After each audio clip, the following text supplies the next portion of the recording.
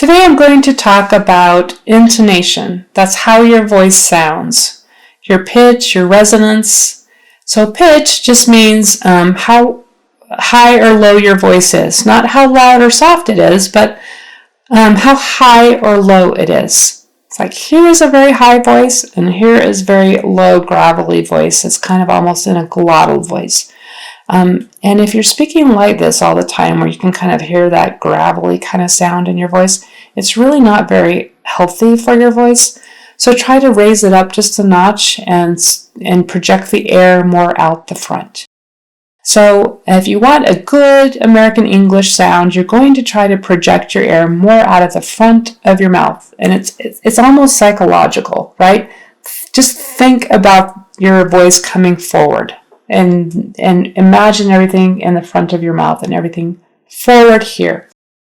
Also, when you are speaking, there's a difference in American English where your tongue is primarily residing. Like typically ours is near the middle, and then some sounds are at the front and some sounds are at the back.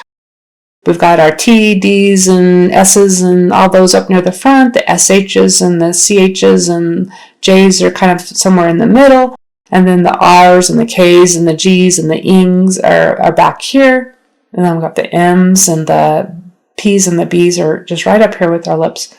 So other languages might have their tongue primarily in near the back of their mouth or in the front of their mouth. For instance, when I'm studying Spanish and trying to speak Spanish, it seems like everything is at the front. Like I have to kind of think, okay, now I'm speaking Spanish. I want to have everything near the front of my mouth. Like even my R's are going to be up here at the front of my mouth.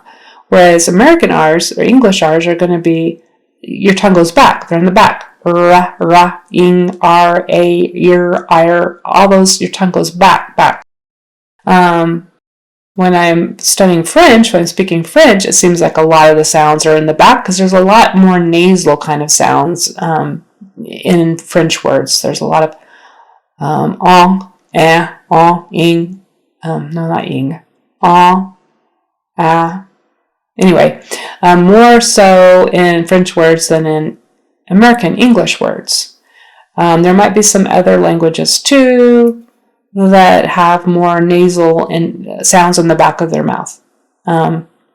So if your language is one that you primarily speak near the back of your mouth and your tongue's in the back of your mouth and there's more nasal sounds in the back, you're going to have to kind of train yourself to think, oh, I'm switching into English now. I'm going to start thinking out of the front of my mouth when I'm speaking English.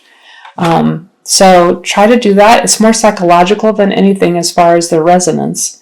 Then, of course, your tongue, you're going to imagine it more to the middle or the front of your mouth. Well, let's see.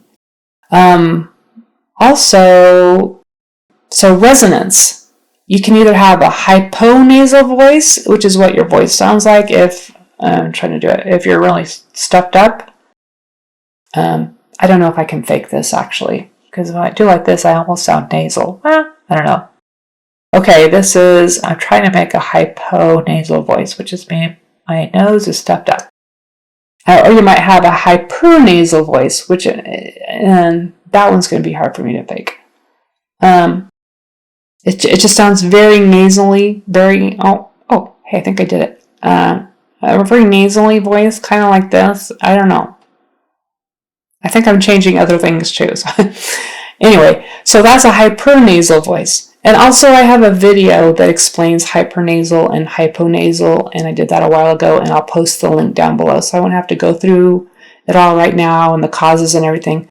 But, so try to make sure that your voice is like somewhere in the middle. Somewhere in the middle is like the perfect American voice. Just not too hyponasal, not too hypernasal, just somewhere in the middle.